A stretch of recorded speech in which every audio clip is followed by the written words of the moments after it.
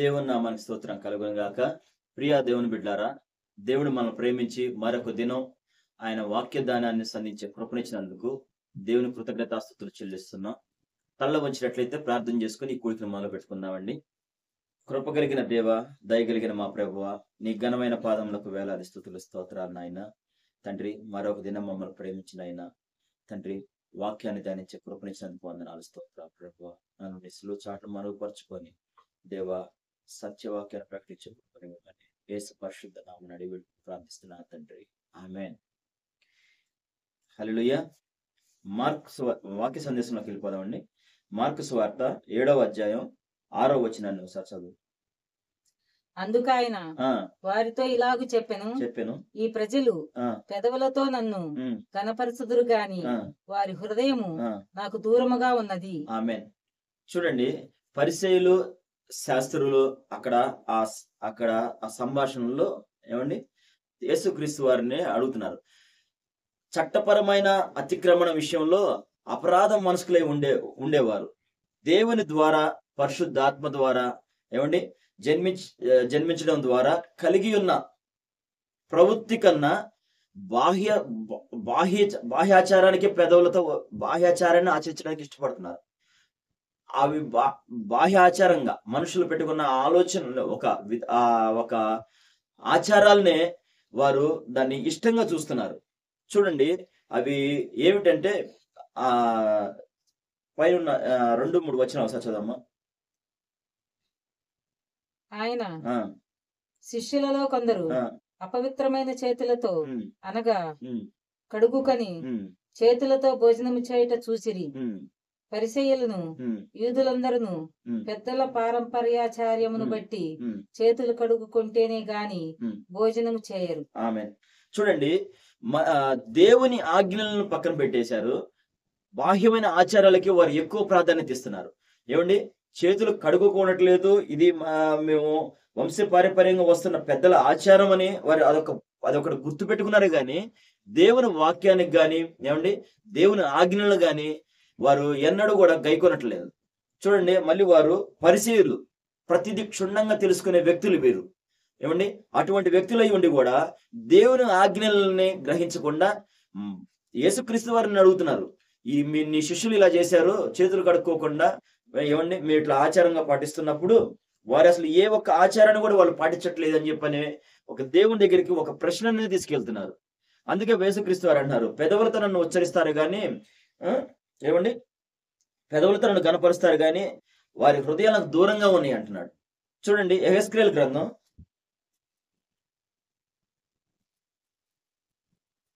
33-31 ఒకసారి చదువుదాము.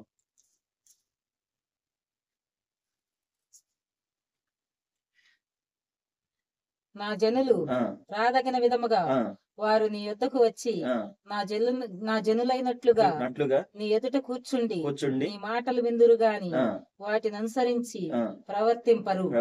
వారి నోటితో ఎంతో ప్రేమ కనపరుస్తుదురు గాని వారి హృదయము లాభమును అపేక్షించుచున్నది. చూడండి, యెహెజ్కేలుతో చెప్తున్న మాటలు ఇవి. భయభక్తులు కలిగి యెహెజ్కేలు చెప్పే మాటల కోసం వింటారు కానీ ఏమండి వారు నోటితో ఎంతో ప్రేమ కనపరుతురు కానీ వారి హృదయాల లాభాన్ని అపేక్షిస్తే అంట. యెహెజ్కేలు చెప్తున్న మాట ఏంటంటే, ప్రజలను ఉద్దేశించి దేవుని మాటలు తెలియపరుస్తున్నప్పుడు ప్రజల ఎదుట ఆయన చెప్పే మాటల్ని వారు ఏ విధంగా చూస్తున్నారంటే,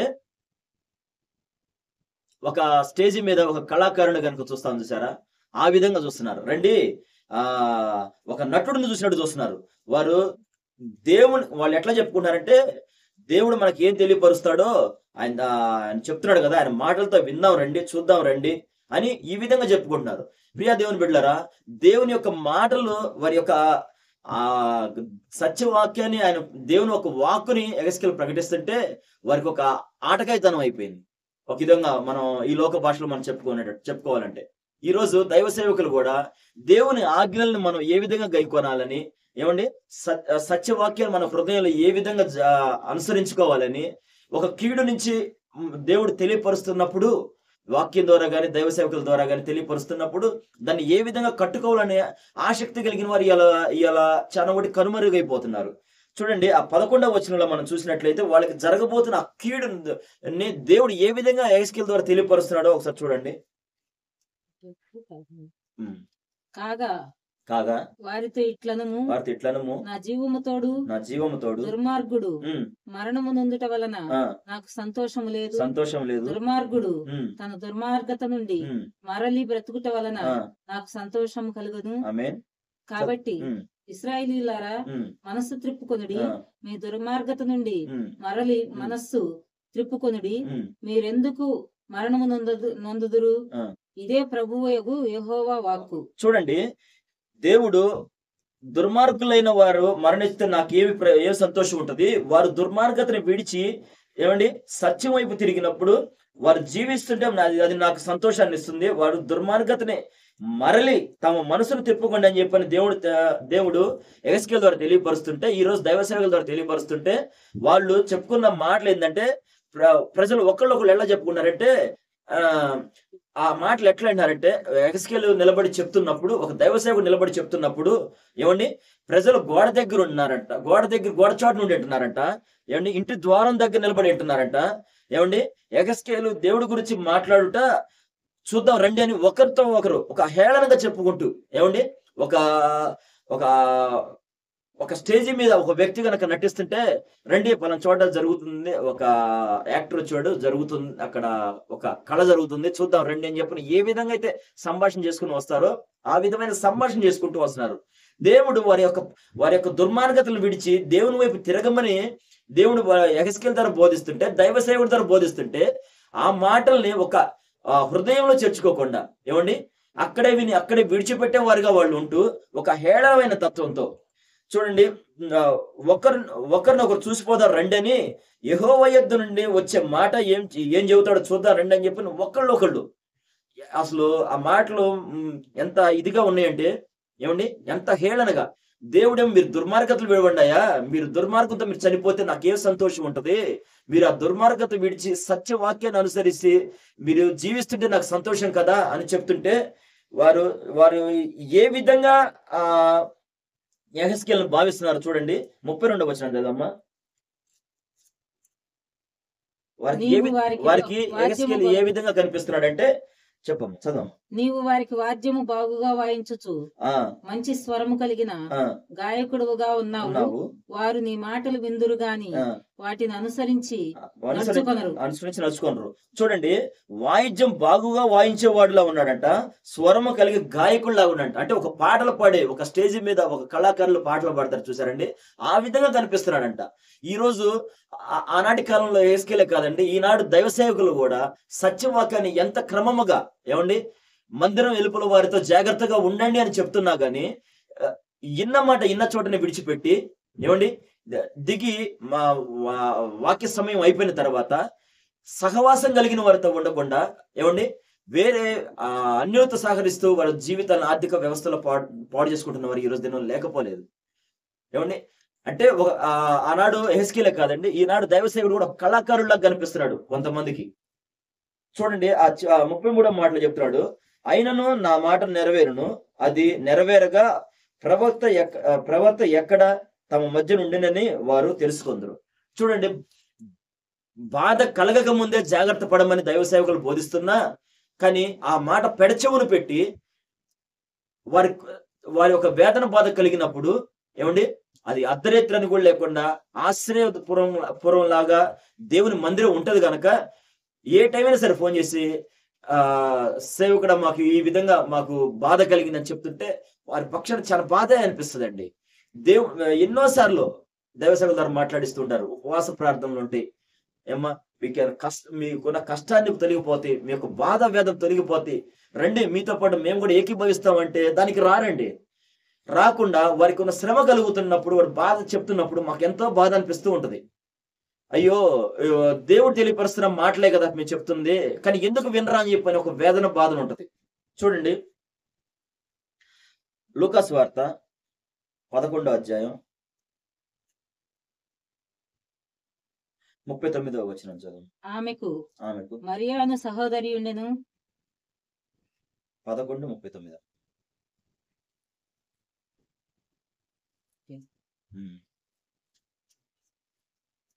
లూకా సువార్త 11:39. అందుకు ప్రభువు ఇట్లా నేను పరిసయ్యులైన మీరు గిన్నెయు పళ్ళెమును వెలుపల శుద్ధి చేయుదురు గాని మీ అంతరంగము దోపుతోను చెడుతనముతోను నిండి ఉన్నది. చాలమ్మా. అవివేకము కలిగిన మనిషికి ఏమండి వెలుపల భాగాన్ని బాగు చేయడం తెలుసు కానీ ఏమండి వెలుపల భాగాన్ని శుభ్రం చేసుకోమని తెలిసిన దేవునికి లోపల భాగం శుభ్రం చేసుకోమని చెప్పడం తెలియదండి. ఏమండి పరిసయ్యులు వాళ్ళు ఎట్లా ఉంటారంటే ఈ యేసుక్రీస్తు వారు చెప్తున్న మాటలు ఏంటంటే ఇక్కడ చూడండి, గిన్నె పళ్ళెము వెలుపల శుద్ధి చేస్తున్నారు కానీ నీ అంతరంగము దోపుతో చెడుతనమును నిండి ఉన్నది. ఇది కడుక్కోవడం తెలియటం లేదు, ఇది శుద్ధి చేసుకోవడం వారికి తెలియటం లేదు. వీరు ఎలా ఉంటారంటే సంత వీధుల్లో ఏమండి అగ్రపీఠం కావాలని కోరుకుంటారు, నలుగురు వారికి వందనాలు చెప్పాలని కోరుకుంటారు. కానీ వారు పైకి కనపడకుండానే ఏమండి సున్నం కొట్టిన సమాధుల వల్ల వాళ్ళు కనపడుతూ ఉంటారు. ప్రియా దేవుని బిడ్డలారా, చూడండి దేవుని మాటల్ని ఆ ఆజ్ఞలను అయితే వారికి అవసరం లేదు, కానీ వారు చేతులు కడుక్కోలేదు, పళ్ళెం కడుక్కోలేదు, చేతులు కడుక్కోకుండా భోజనం చేస్తున్నారు. ఈ మాటలే వాళ్ళకి అవసరమైనవి. ఏమండి ఇటువంటి లోకానుసారమైన ఆచారాలే వాళ్ళకి ఇష్టమైనవి, కానీ దేవుని పట్ల దేవుని ఇచ్చిన ఆజ్ఞలకి ఏ మాత్రం చెవిని ఒగ్గటం లేదు. అదే విధంగా మనం చూసినట్లయితే యోహాను 5వ అధ్యాయం 42వ వచనం చదువు. నేను మిమ్మల్ని ఎరుగుదును, దేవుని ప్రేమలో మీలో లేదు. నేను నా తండ్రి నామమున వచ్చి ఉన్నాను, మీరు నన్ను అంగీకరింపరు. మరి ఒకడు తన అంగీకరింపరు. చాలా మంతోడు. చాలా చూడండి, యేసుక్రీస్తు తండ్రి నామమున వచ్చానని చెప్తున్నా గాని అయితే దేవుని వాక్యం వారి హృదయం లేకపోవటం వలన ఏమండి దేవుని నుంచి వచ్చిన వ్యక్తి అని చెప్పి గ్రహించలేకపోయారు. ప్రియా దేవుని బిడ్డారా, అయితే ఈనాడు యేసుక్రీస్తు పేరిట మేము వచ్చామంటే మనం నమ్మే పరిస్థితి ఉంది. ఎందుకంటే అది తప్పేమి కాదు, కానీ ఎందుకంటే ఏమండి తండ్రి మన దేవుని పేరిట వచ్చిన మన ఆశ్రయం ఇచ్చినప్పుడు ఏమండి అదేమి తప్పు పట్టడు, తండ్రి దగ్గర మనల్ని దోషంగా పెట్టడు. ఎందుకంటే చూడండి 45వ వచనం చదవమ్మా. మీరు ఆశ్రయించుచున్న మోషే మీ మీద నేరము మోపును, అతడు నన్ను గూర్చి వ్రాసిన గనుక మీరు మోషేను నమ్మినట్టయినా నన్నును నమ్ముదురు. ఆమేన్. చూడండి, మీరు అతని లేఖనంలో నమ్మిన ఎడల నా మాటను ఎలాగో నమ్ముదురా నేను.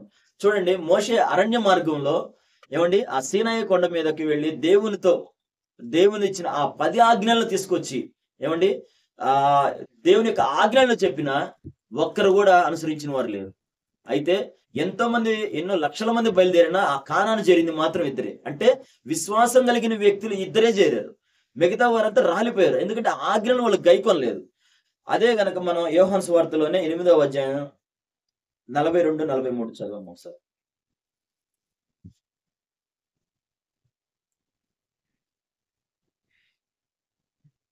యేసు వారితో ఇట్లా నేను దేవుడు మీ తండ్రి అయిన ఎడల మీరు నన్ను ప్రేమింతురు, నేను దేవుని యొద్ద నుండి బయలుదేరి వచ్చి ఉన్నాను, నా అంతట నేనే వచ్చి ఉండలేదు, ఆయన నన్ను పంపెను. మీరేలా నా మాటలు గ్రహింపకున్నారు, మీరు నా బోధ విననేరకుండా వల్లనే కదా. ఆమేన్. చూడండి, మీరు నా బోధ వినలేదని చెప్పి దేవుడు చెప్తున్నాడు. మీరు ఆయన బోధ విన్నట్లయితే దేవుడు మన బోధ వినలేదని చెప్తుంటే వీరు దేవునికే ప్రశ్నిస్తున్నారు. ఎట్లా అంటే నీకుందే 50 సంవత్సరాలు కూడా లేవు, నువ్వు మాకు బోధిస్తావా, నువ్వు అబ్రహామును చూసావా అని అడుగుతుంటే అసలు చెప్తుంది ఏంటి, మీరు నా ఆజ్ఞలను గైకొనలేదు, నా బోధన మీరు అంగీకరించలేదు. ఏమండి ఈ మాటలు దేవుని యొద్ద నుండి బయలుదేరి వచ్చి ఉన్నాను, నా అంతటి నేను రాలేదని చెప్పి దేవుడు యేసుక్రీస్తు వారు చెప్తున్నా ఏమండి ఆ మాటలు పెడచెవును పెట్టి ఈ అడుగుతున్న మాటకి కాకుండా వేరే మాటనే సమాధానంగా వాళ్ళు అడుగుతున్నారు. ఆ విధంగా అడుగుతుంటే యేసుక్రీస్తు వారు చెప్తున్నారు, అయ్యా నేను అబ్రహాం పుట్టక ముందు నుంచే ఉన్నానయ్యా, నేను నా తండ్రి యొద్ద చూసిన సంగతులే మీకు బోధిస్తున్నానయ్యా అని చెప్పని యేసుక్రీస్తు వారు తెలియపరుస్తున్నారు. చూడండి ప్రియా దేవుని బిడ్డలారా, దేవుని చిత్తాన్ని నెరవేర్చడానికి యేసుక్రీస్తు తండ్రి అయిన దేవుని చిత్తాన్ని నెరవేర్చడానికి యేసుక్రీస్తు వారు ఈ భూలోకంకి వచ్చారండి. ఏమండి, యేసుక్రీస్తు వారి మార్గాలు తెలియపరచడానికే ఇలా దైవ సేవకులు మనకి సంఘానికి శిరస్సుగా ఉండి యేసుక్రీస్తు వారు నడిపిస్తుంది ఇవాళ సత్య మార్గాన్ని నువ్వు తెలుసుకోవడానికే. ప్రియా దేవుని బిడ్డలారా, చూడండి మనం అసలు దేవుడు ఇప్పటి వరకు మన పెదాలతో మనం ఆయన గనపరుస్తున్నాము అని చెప్పని, నాకు మీరు దూరంగా ఉన్నారని చెప్పని అంటున్నాడు. దేవుడు తన ప్రజల నుండి అసలు ఏం కోరుకుంటాడు? ద్వితీయోపదేశ కాండం 10వ అధ్యాయం 12-13 చదవము.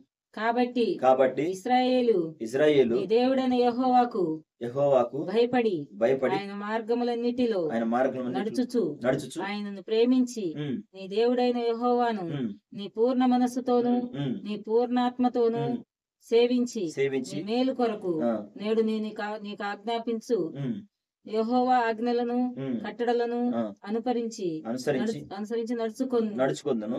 మాట కాక నీ దేవుడైన యెహోవా నిన్ను మరి ఏమి అడుగుతున్నాడు?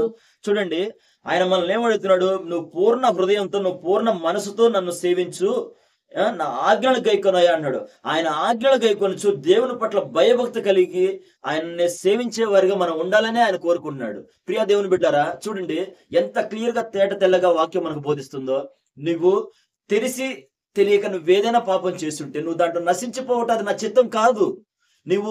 నీ ఒక పాపాన్ని ఒప్పుకొని శుద్ధి చేసుకొని నువ్వు నా వైపు తిరుగు, నిన్ను ఆ మరణం నుంచి తప్పిస్తానని చెప్పని దేవుడు చెప్తున్నాడండి.